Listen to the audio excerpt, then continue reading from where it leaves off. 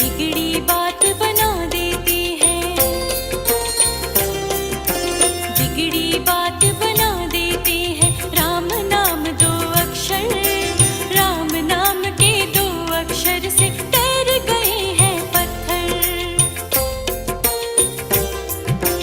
बिगड़ी बात बना देते हैं, राम नाम दो अक्षर, राम नाम के दो अक्षर से तैर गए हैं पत्थर। जय जय राम, जय जय राम, जय जय राम, जय जय राम, जय जय राम, जय जय राम, जय जय राम, जय जय राम।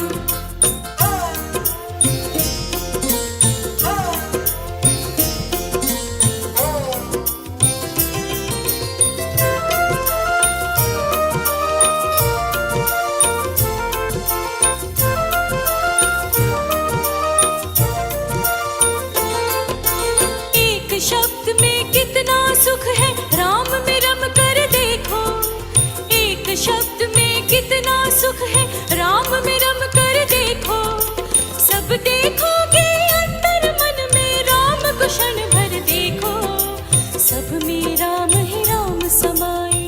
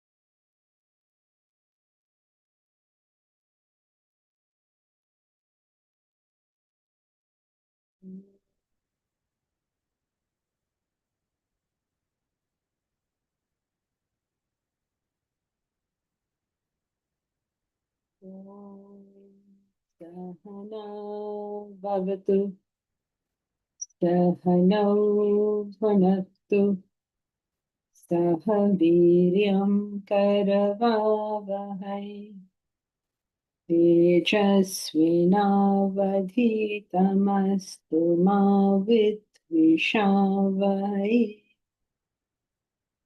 ॐ शान्ति शान्ति शान्तिः।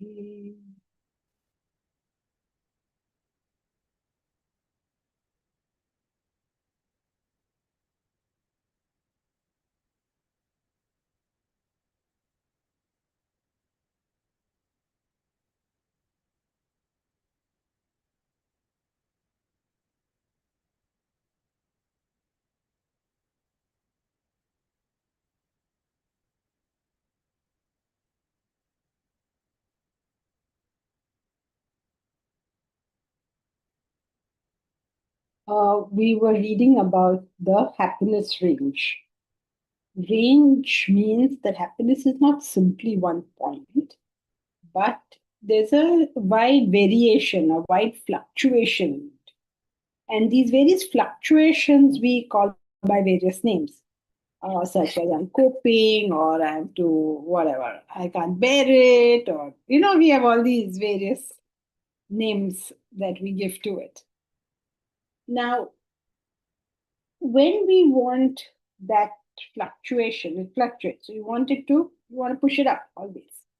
So what do you do when you want to push it up? You say, okay, I'll get this luxury, I'll get this necessity, I'll get X or Y or Z, whatever, so that it shoots up. This is how a human being thinks. But there is a difference in the in levels of human beings as well. So when a person is selfish, self-centered, what happens is if that object is not attained, whatever you think is going to increase your happiness is not attained, a selfish person, their whole happiness level drops and tadak, it goes. It's a very interesting phenomenon. But if you're unselfish, it doesn't fall with that kind of what should I say, drama. It's not that dramatic, the fall. So something happens, I don't know, think of something. My girlfriend leaves me and goes. So somebody is like, oh, my girlfriend has gone, I am dead. There is no point my living, I'm going to commit suicide. Versus something else. Somebody has a really dramatic thing happening in their life. Somebody, their spouse is very unwell, it's an ICU, but they still manage to maintain a relative kind of stability in their personality. So it's a very interesting concept if you think of it, that there's range of happiness, means it can go very high, it can come very low, all that goes on. And this range is dependent on the kind of person you are. So let's read further.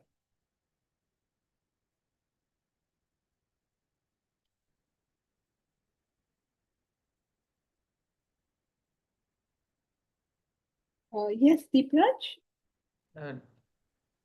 Uh, when a selfish person doesn't get what he wants, the happiness drops. That is observable. But the opposite doesn't seem to be true. So even when in moments of happiness, a selfish person doesn't seem to get everything out of that happiness because he gets anxious very easily. Yeah. So So dropping is for various reasons. Even if he thinks it's gone, his happiness will go. We did that, remember? That doesn't matter whether it's there or not. What you think about it, like a wife who's very jealous and possessive about her husband has done nothing, but she is still agitated that she's losing him. So is it true? The drop is significant, and the upper bound also seems to be very less for a selfish person. Like he cannot get too happy. No, if he gets whatever he wants, he will get very excited. He can get very happy also. Why not? But his range will be lower compared to an unselfish person. Yes, but he doesn't know that. As far as Yeah. he's concerned, he's very happy. Okay. Okay. But in reality, his range is lower than an unselfish person. Thank you.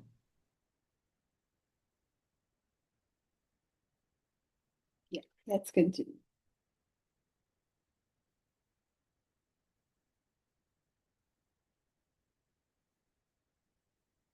So when a selfish mind. Janki ji. Yes. Sorry, Janki ji. Go ahead. I'm not too. Sorry, can I go ahead? Yeah, I'm saying. I think what Deepraj just said, I'm not too sure if it's entirely correct, because I think Deepraj was saying if there is a selfish person and an unselfish person, and both of them, let's assume, have the desire for the same object, he's saying that a selfish person, and both of them get it, he seems to be saying that the selfish person's rise of the graph for getting that thing will be lower. And that's why he was saying, is that true? Because the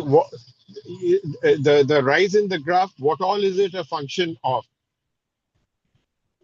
You remember I can't remember where exactly we did it, but you remember that thing about y is a. Does anybody remember that? In fact, I'm just saying, while you're looking at it, in fact, I thought we have been saying that for a selfish person, it's more of a roller coaster ride, because his entire happiness depends upon that sense object, let's assume.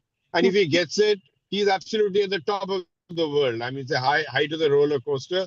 And then when he falls all the way down because there's nothing else to sustain. Whereas an unselfish person is rooted in the higher, it's more balanced. He puts the right value on everything. So if he gets the same mishti and the same chocolate bar or whatever it is, he will go up. He will definitely feel happiness at the at receiving that object, but he would be more balanced, and that's what samatva is all about. Turn to page 77.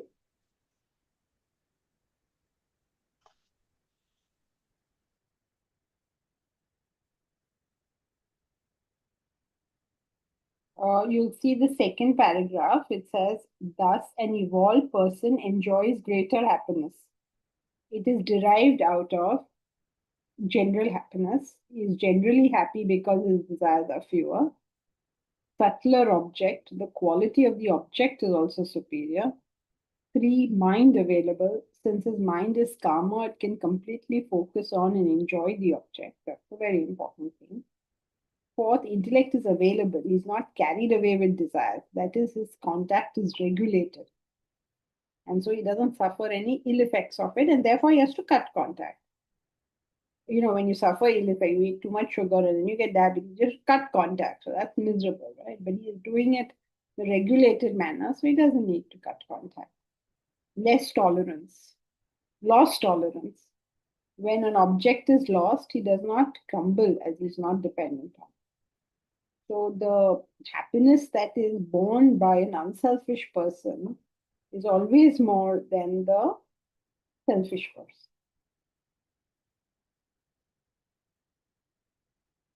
Janki ji,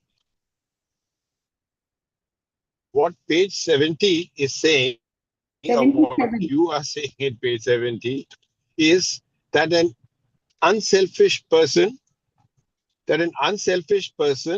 will in general have a happier life, and let's say he would get more happiness units for the reasons that you have just said, each one of them, that he'll be able to cut the contact, his mind will be available and everything.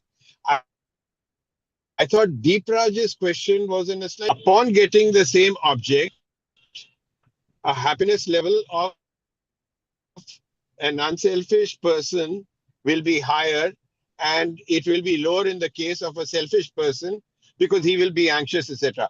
So I think these two contexts are different. He's talking, if I'm not mistaken, about the happiness level, the the peaking of the graph, when you get an object, whereas you're talking about an overall happiness index, which will be definitely higher in the case of the unselfish person. No, even in the second case, that's why there are 3, 4, and 5 points. First one is general happiness. Second one is subtler object. So those two are not relevant here because object you have taken as the same. So therefore, points 3, 4, and 5 become applicable. Yeah, but the question would be that supposing let's assume that both of them want music, and let's assume it's a certain music that they want, the same music, because it's not a higher music or a lower music, and both of them actually hear the same music. Then, as per this, what Deepraj was saying is that the happiness quotient of the selfish person will be lower than what it would be. And I'm saying, no, not for that object, but in general, it would be, because the chances are that the selfish person will go for a sense object of a certain jazz music or whatever, whereas the higher unselfish person is likely to gravitate towards more classical music and therefore will be happier or will get more happiness in general. Well, the point was Perhaps already Deepraj expressed. can. No, Deepraj is okay with his answer, I believe. He has said okay. The point he was making is that will he experience greater happiness from that object? Answer is yes, for reasons 3, 4, and 5.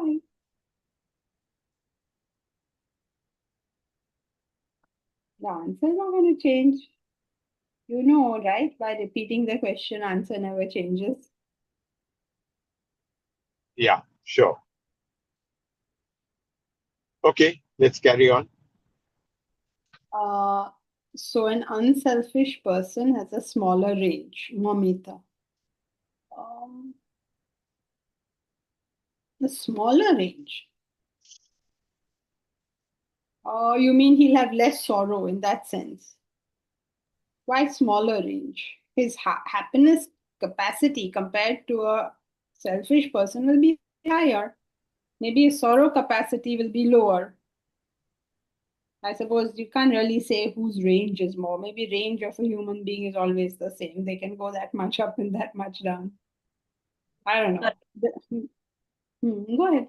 Said before that because it's a world of opposites, the higher we go, the deeper we fall. And a person without equipoise has that extremes. They experience these extreme emotions. I thought that was what I remember that being that they have a very erratic and a broad range. Like they go very high and therefore they fall very low. Whereas a person who is more balanced and unselfish, they experience happiness in a more like they Sedate don't. manner. Yeah, I mean it. Yeah. No. What you're saying is true, but that is with reference to that individual. So in what he is experiencing, okay, he goes very high and he goes very down. That's his experience of it. But when we're not we're not talking about that individual alone. We are making a comparison to another individual. The happiness content of an unselfish person is much more. That's why Deeprat said, no. When I was answering it from one perspective, he said, no, I want the other one. So for that individual, his experience, his personal experience is la la la la la la la la. That is his experience. But when he goes like that, and then like that, whatever, as he reaches his peak, it's still not as good as what an unselfish person experiences. So this selfish person is going like that, like that. That's his experience. Like suppose they go like that, okay? So unselfish person is here. So he is going like that, like that, like that. He's moving in his sort of range. I mean, the whole level is higher.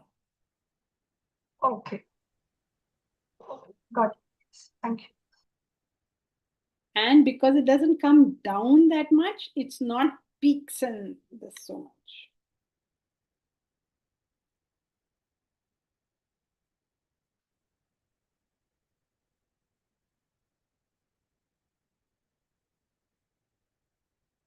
So a selfish mind is happy when it gets what it wants and is miserable when it doesn't. So what is our buffer? Unselfishness. If you don't have that element of unselfishness, then you get terribly tossed by what's going on. So by becoming more and more unselfish, we can escape the heartache and 1,000 natural shocks that flesh is heir to,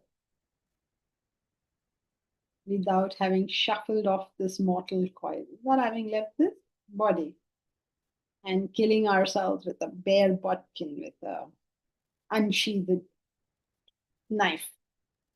So that was Hamlet's question. How can we do this? If he had studied Vedanta, then he would have known. So, and at this point, we had digressed into many other things. So we can continue with the text this time. When an unselfish person meets with adverse circumstance, when an unselfish person meets with an adverse circumstance, he can deal with it better than a selfish person. A selfish person sinks under the problem, and an unselfish person rides over it. This is the big difference. A selfish person sinks under the problem, and an unselfish person rides over it. Now, this is a very important line, but also what is very important to us as we study it is that a person may generally be unselfish, but when he becomes selfish at that point, he will drown under his problem. For example, Arjuna. Arjuna is generally a noble person, unselfish person. But his mind at that point just takes over. And he makes it all about himself. His family, his this, his that, everything becomes all about himself. And since he makes it all about himself, at that point, he succumbs to the problem. All along in his whole life, how many problems he has faced, how many challenges he has faced, but he's been okay. A selfish person sinks under the problem, and an unselfish person rides over it. The selfish drown, but the unselfish float. In the great deluge, the biblical flood, you know about this, right? Noah's Ark. In the great deluge, the biblical flood, only those dedicated to the higher were saved. They sailed an ark that could accommodate all the pairs of opposites. The pairs of opposites, you know that, right? That one female giraffe, one female giraffe, one male mosquito, one female mosquito. That's the story. He put everybody onto his ark. The pairs of opposites refers to the world, the male and female, the negative and positive sides of everything. He who can accommodate it all has conquered his petty likes and dislikes and is an unselfish person. Who's an unselfish person? It's a very interesting connotation that when you are doing noble acts propelled by your mind, you're not considered unselfish, really, in the true sense of the term. So, when you have conquered your likes and dislikes, that is an unselfish person. That means even if you're doing something to help somebody, it's not motivated, it's not impelled by what you want to do. You think about it and you do the right thing to be done, the appropriate action. Such a person is protected and saved in the deluge. His family, that is, those who follow him, are also saved. Very often, we get saved because we are associating with somebody who's sensible enough to get saved. I don't know if you ever had that experience. That, I don't know, just any experience where you may not have seen the truth at that time, but somebody else saw it and you associated with that person.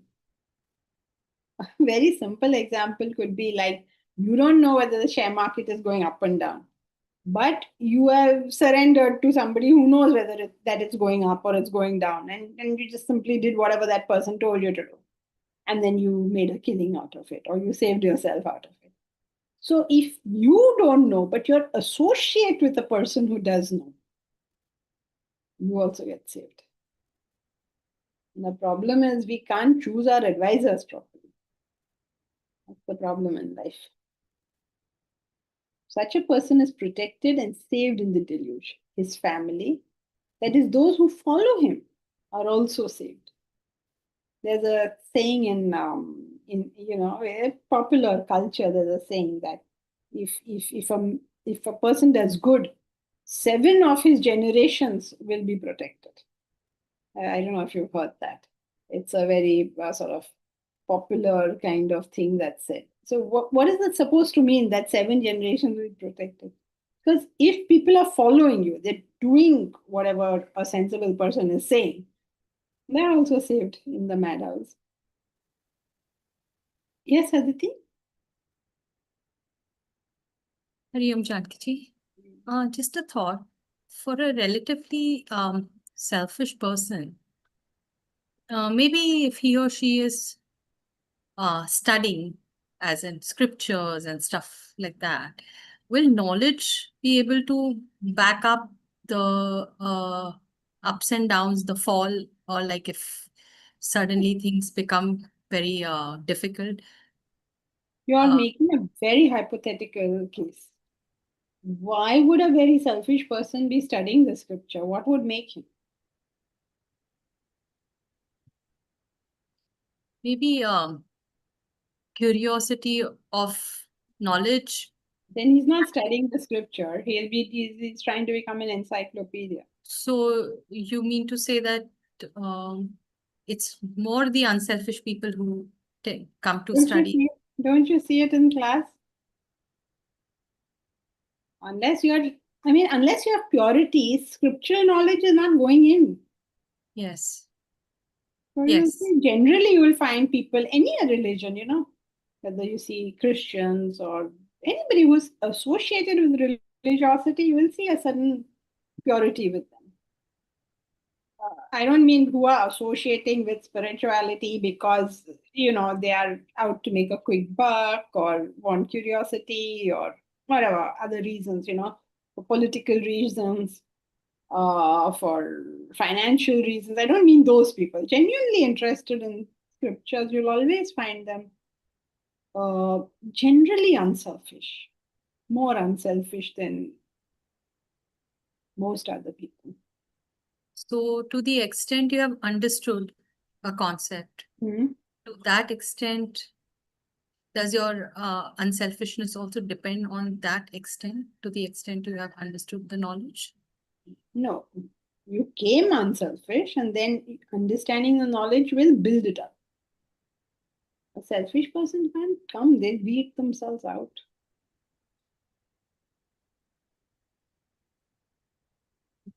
You see that, no? You see anywhere, not just in this class, anywhere you find people who are genuinely interested in scriptural knowledge, their own scripture, whatever it is. There's always purity. May not be complete purity, may not be sensible purity, but there will be Yes. some purity there. So then their range of falling down would be much lesser than a person who would, Yes. even if he's not perfectly unselfish, even Who if is? he's, Yeah. or very highly unselfish. Yes. The laws are applicable throughout. Thank you, Janet.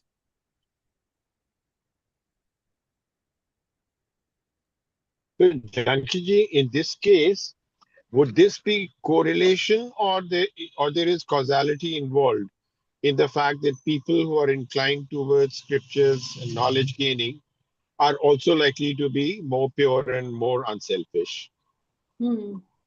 Because why would you think? If you're just burdened with all the desires of the world, and how does your subtle intellect even manifest enough to think about something higher? It doesn't usually work like that unless there's some aberration. For some reason, there's some aberration because human beings are so creative, they are able to convert their personality into any kind of thing.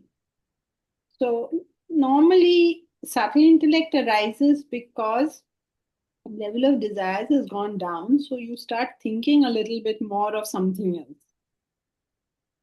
Otherwise, why would you even think of that? The genuine one. I don't mean, all this political stunt or financial stunt. No, we went through that. We are talking about genuine. So it is causality because you have lesser desire. Unselfish person will have lesser desires. He'll have more bandwidth for higher things, etc., including higher knowledge, and he'll have his subtle intellect more available for processing it, and therefore, so it is causal. Causal, yeah. Yeah. Thank you.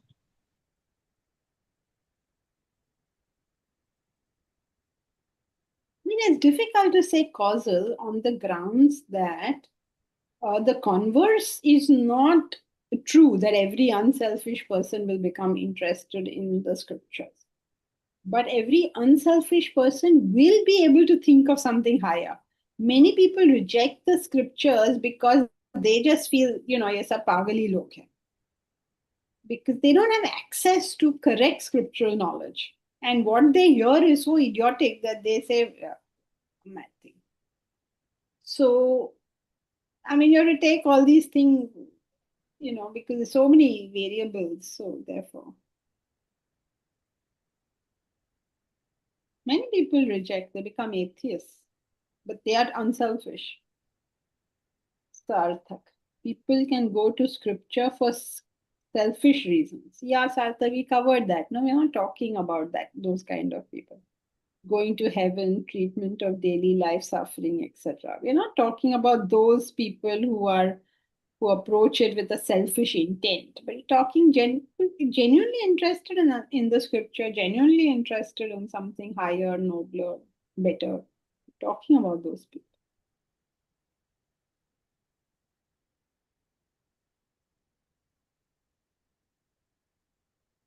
Okay, Mahesh.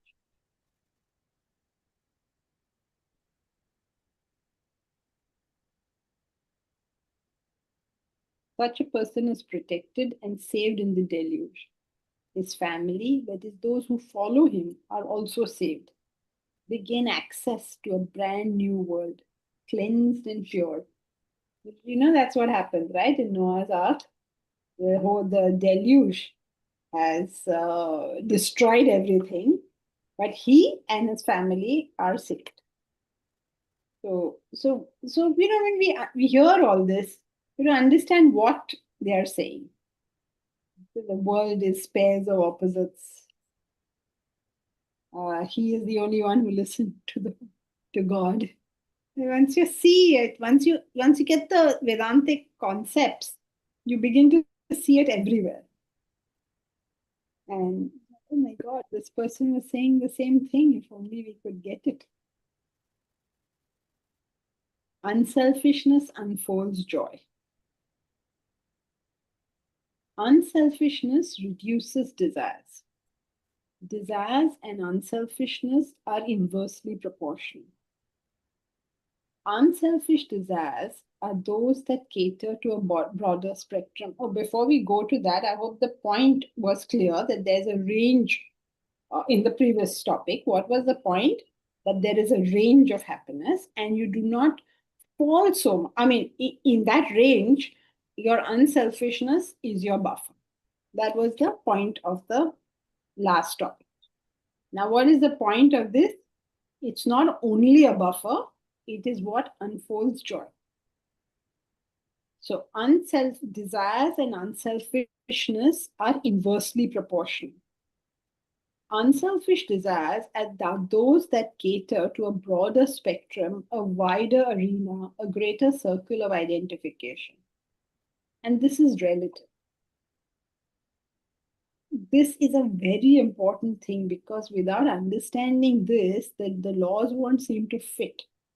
That it's unselfish. Unselfishness is relative. It is relative to what?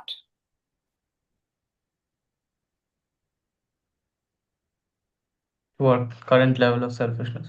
Very good. It is relative to you. There are, of course, grades. So, you're going back and forth. So, therefore, sometimes it gets confusing.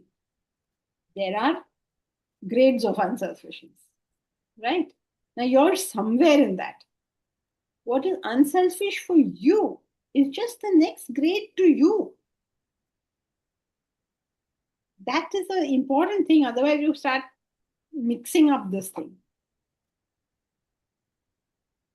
Working for oneself is lower compared to working for the community. Working for merely personal profit is lower than working for art or science. When we gain the higher desire, these are two examples of higher and lower kind of desires. When we gain the higher desire, the interest in the lower wanes. Just as when we get a smartphone, interest in the erstwhile phone wears away. That's what happened to all of us, right? We had landlines. When we had landlines, then we saw cell phone, normal cell phone. Oh, very much. I don't want landline. I want cell phone. Then you got a cell phone. Then you saw your friend has got a smartphone. Then what happened? Remember the small Nokias? What happened to them? They got subsumed in the smartphone. Now everybody has a smartphone. I would like to go back to cell phones, simpler times. So go back now. What is stopping you? People claim all this. Then do it. No, buy yourself a non-smartphone.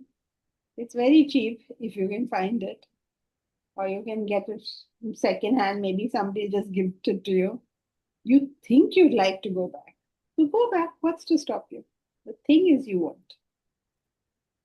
If you have to buy a smartphone, it's so expensive.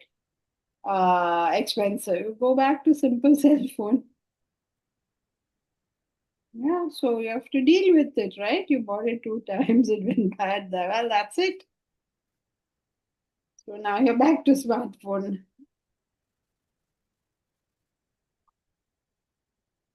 When we gain the higher desire, the interest in the lower wanes. Just as when we get a smartphone, interest in the erstwhile phone wanes away. When one gains classical taste, the taste for the more plebeian wears off. When one's child is born,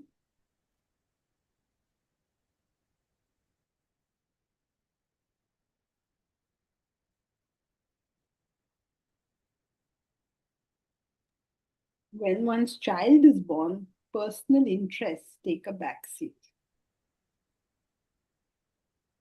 To the extent one restricts one's growth to higher desires, one limits one's capacity for joy. To the extent one restricts growth to the higher desires, one limits one's capacity for joy. The grosser the person, the lower both the quantity and quality of his joy. Excuse me for a second.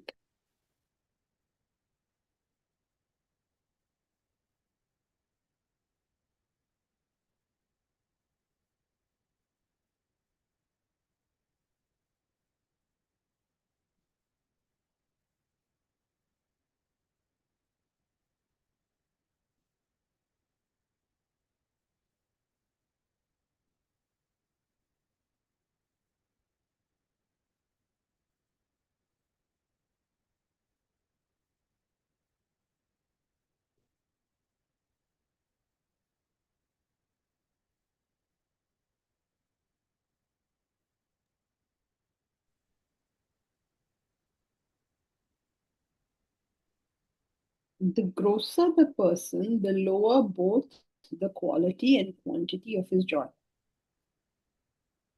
A man who is predominantly physical, aware only of his body, enjoys only physical pleasures. He knows this joy of the sweet on his tongue, but he has never experienced the joy of giving the sweet to his child. This is an emotional joy. Compared to emotional joy, physical pleasure is short lived. It lasts only as long as the sense contact lasts. But emotional joy gives pleasure for a longer period, and it is more satisfying. Hence, one who can tune into the emotional pleasure neglects the physical one.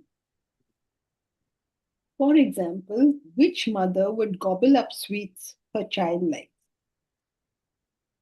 If the child has gone to school, she will save it for his return. No mother thinks, I should eat this sweet before my child returns. Have you ever known a mother who does that? चलो चलो जल्दी खा लो before the child comes, नहीं तो मेरा sweet ले लेगा. There is, I mean, she'll keep it for days because she thinks that he or she likes it.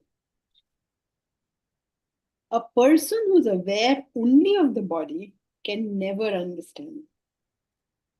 Isn't it? Suppose a person is only aware of the body. Yeah, pagal hai ye log. Why are they keeping it? A person who's aware only of the body can never understand. Just as we can never conceive the state of a Mahatma Gandhi or a Mother Teresa, much less the state of a Buddha or Christ, Rama or Krishna. They're reveling in a happiness we cannot fathom.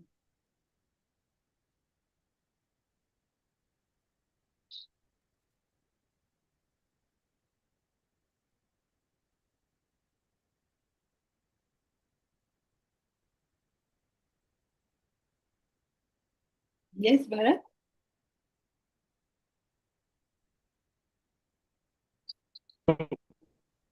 The concept of higher joys lasting longer how does it manifest practically?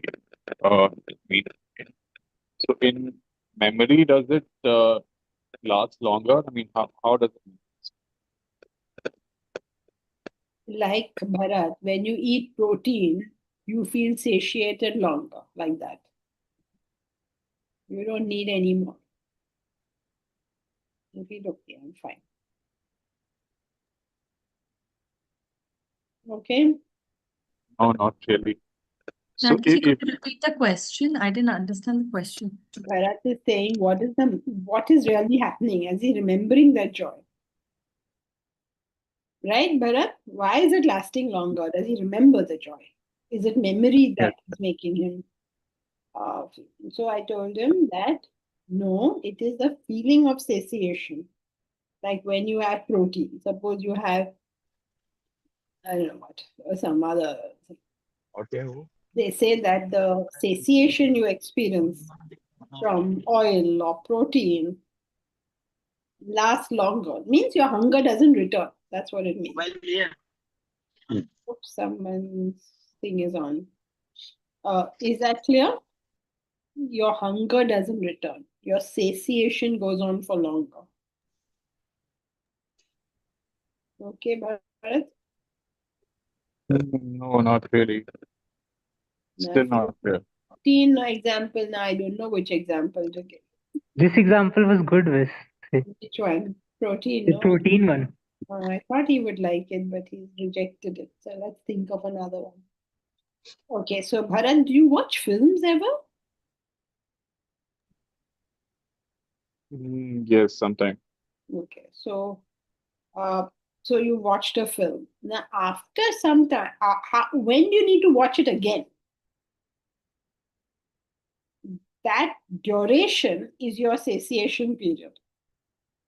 Or see, suppose Bharat, you have had a long conversation with someone. Okay. Now, when do you need to have a conversation again? Imagine if Bharat had a long conversation with somebody. When do you think he would need it again? Maybe next week or something. Right? So the satiation period for when you feel, okay, I'm done, till that hunger comes back, that lasts longer. It's not memory. You are satisfied. You're not remembering the joy.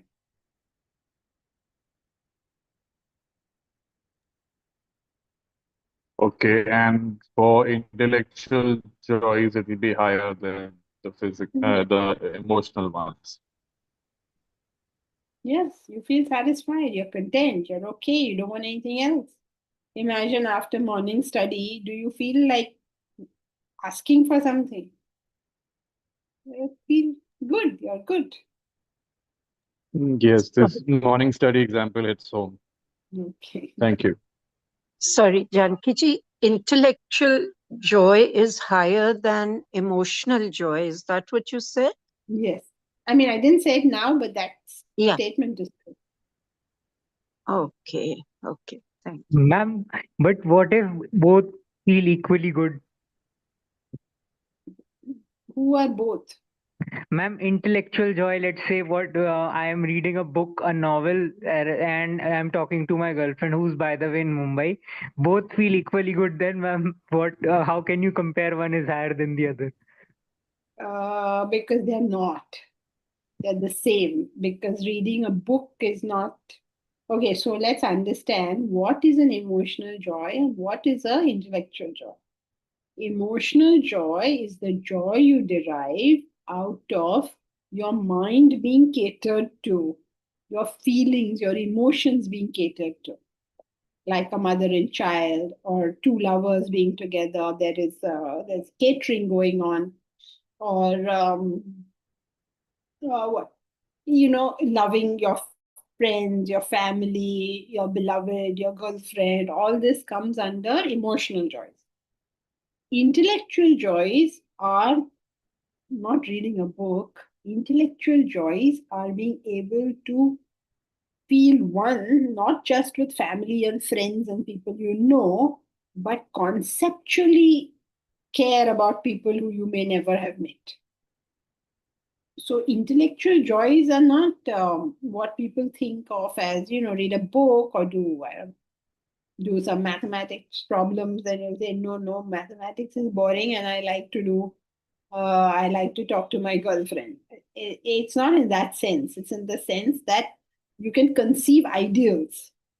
You can conceive higher. That is an intellectual joy. Okay, that pleasure is definitely more than talking to someone. Yeah. So I hope, Nilufer, that is clear, because I was going to say what the two were. So I hope that's clear. Intellectual joy means you can think of ideals. You can think of something beyond what is immediately perceptible. Ma'am, but in this conversation, I'm asking the question and you are the person who's answering the question. We both are sort of like people who like to like dwell in ideals and stuff like that. But if for an emotional person, for a person like a simple person who is like a mother, let's say, her tending to her child will be much more pleasurable than thinking of the self. It could depend from people to people. Wait. First, you seem to have some weird notion of mothers. Do you know there are mothers in this class? Why mother will not want to study this? So go back to definitions. Keep with definitions. Intellectual joys are not about intellectual sensuality that you can engage in. Oh, I want to know this, I want to know that. That is mere curiosity. Intellectual joys are the ability to conceive ideals, to conceive something beyond your immediate. Not this thing, what most people, I read a book, I did a crossword, I had a conversation, very intelligent, scientific conversation. I studied, what is that chemistry which looks like Rangoli? Organic, you mean? Higher level chemistry. I discussed astrophysics. No, not what.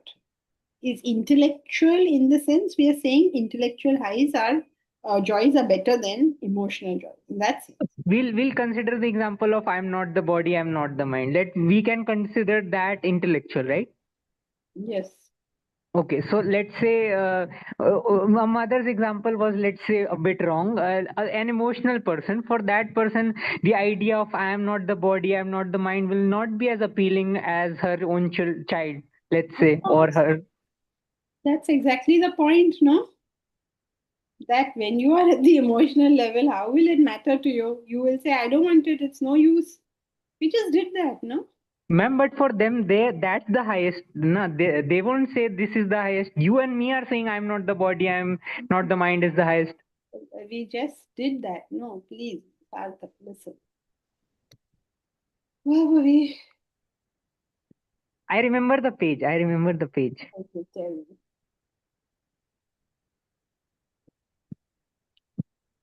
Right?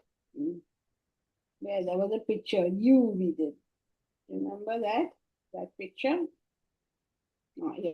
Remember this one? This little child playing with his toys is seeing his brother with his girlfriend. Right? You have a younger brother, Sarthak.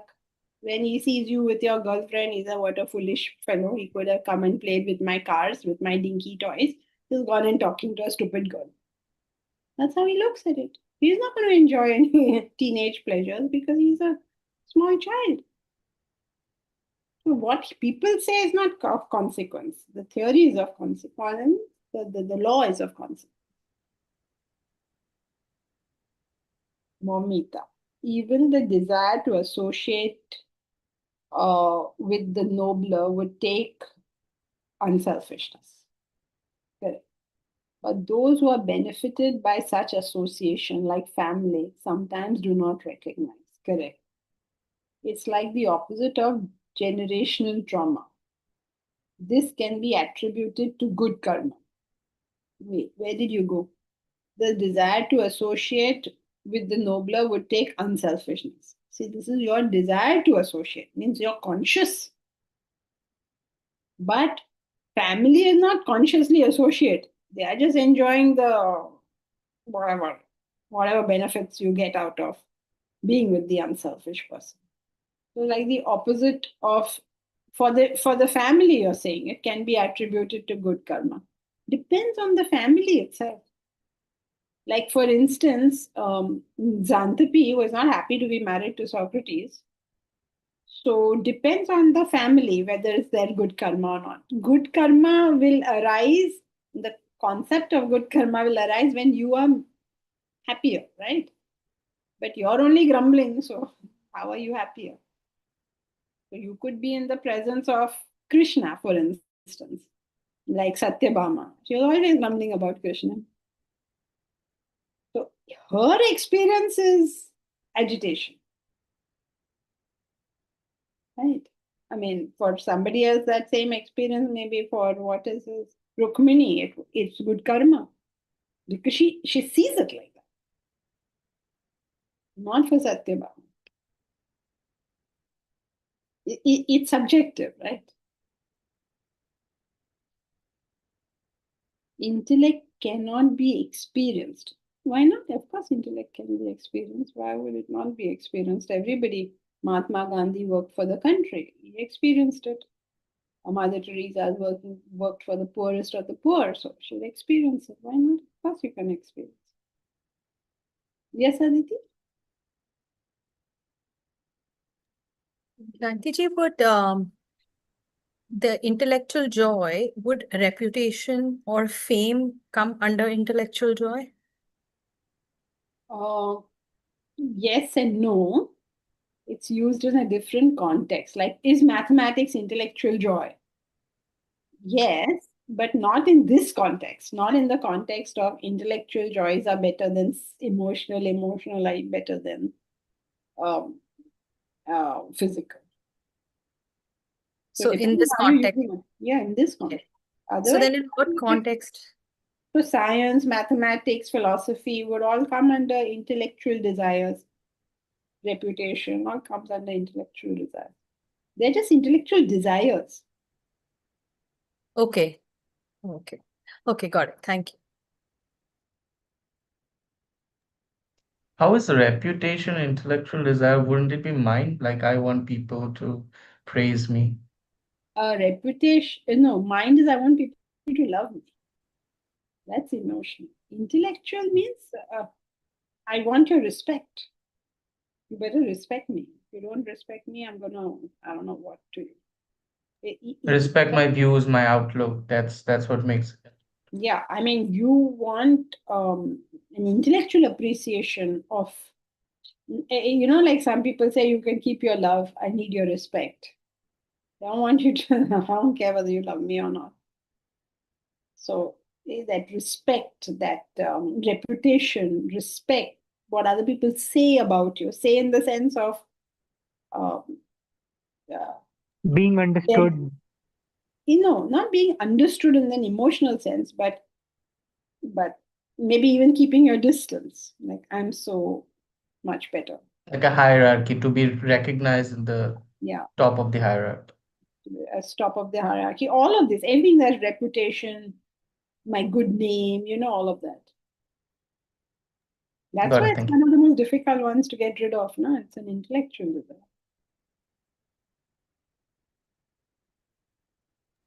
That sounds like arrogance, Janki, to be wanted to be known for your intelligence or to be respected for it. Arrogance is, I don't know, it could appear as arrogance, but arrogance is usually for, oh, I'm better than you, or arrogance, I have more money than you, or I don't know, I'll treat you badly because arrogance, there's a sort of feeling of treating you badly because I have something more than you. Like, I have something which is valuable, I have it more than you, and so now I'm going to be arrogant towards you. That's arrogance. But this is the respect that you expect from people. That's an expectation, and that is an emotion, then, because it's an emotion, means I want you to love me, I want you to care for me, I want you to be concerned about me, emotional thing. Intellectual is, that's why these scientists fight with one another. The scientists, that's why they fight with each other, or all the theorists, they fight with one another, not capitalists, communists. I don't mean the politicians, I mean the theorists, because they feel that, I don't know how to put this, that need for respect as opposed to the need for love.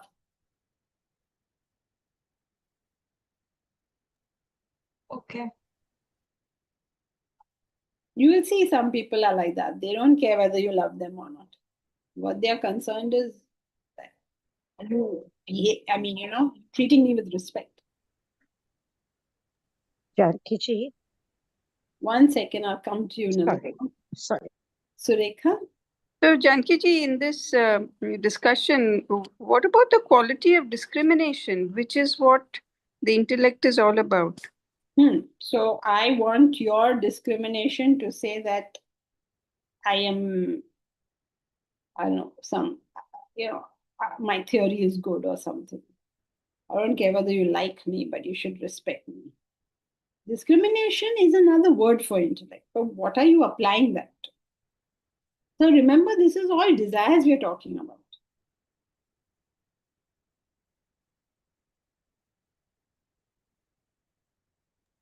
Okay, thank you. Aditi? So, Janki-ji, a bit confused about fame.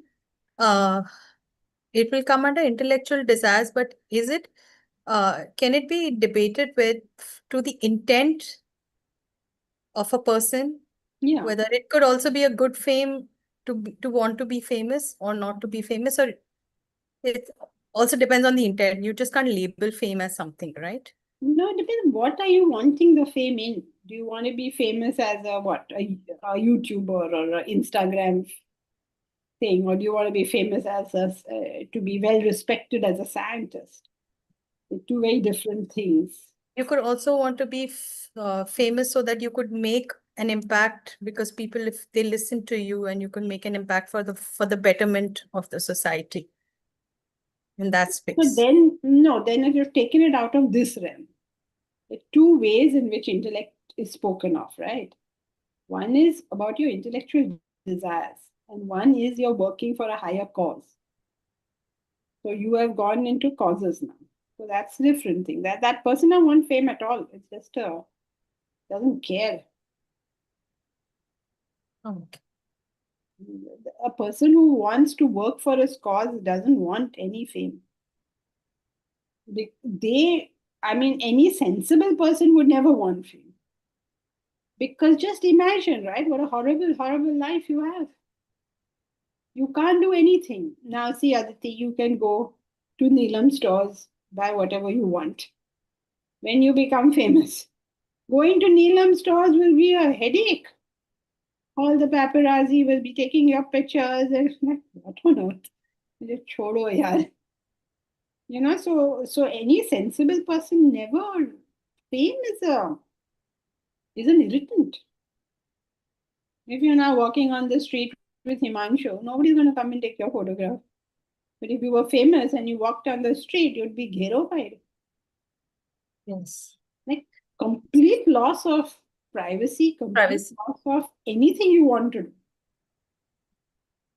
So it can just become a byproduct of you doing unselfish Well, work. not you're saying byproduct as that is it's something desirable. It's not desirable, and a sensible person avoids it. But if it can't be helped, then it can't be helped. Agree. Thank you. Yes, Nilafan. See, Janki-ji, reputation can be both good or bad.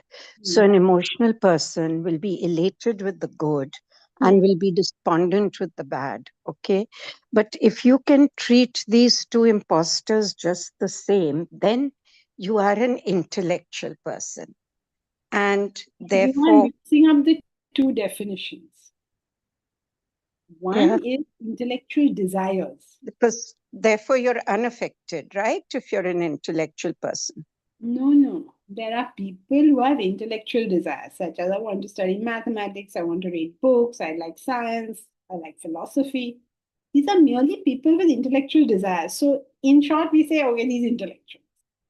But they are not okay. intellectual in the sense we are Okay. using it in the context that intellectual desires are higher than emotional desires. Sorry. So the point I was making is that if you're a person with intellect, then you can treat these two imposters just the same. And then you can, yeah. So the intellect gives you far more happiness Yes. than emotion.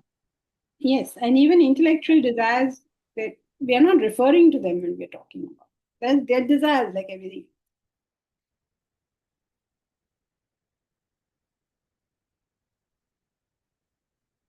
Momita. This sounds intellectual and respect oriented but arrogant. Anti intellectualism has been a constant thread winding its way through our political and cultural life, nurtured by the false notion that democracy means that my ignorance is just as good as your knowledge.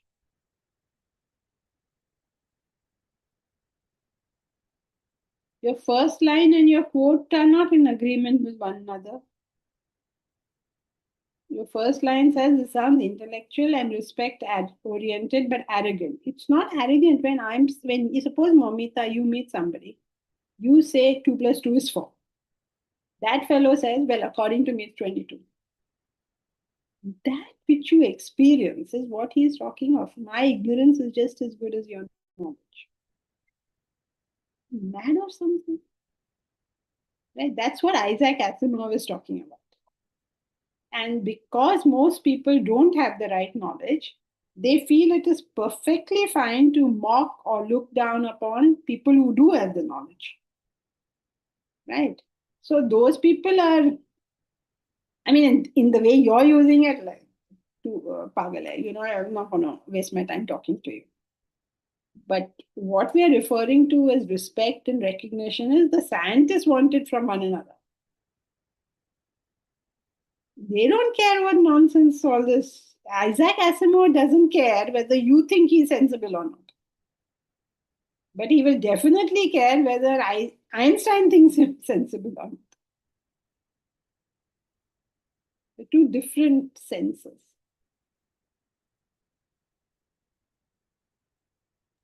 I think I'm getting it. Okay. Thank you. Okay, so that's it for today. Hari Om. Hari Om. Very much. Thank you. Hari Om, Ji. Thank Hari you. Om Janaki ji.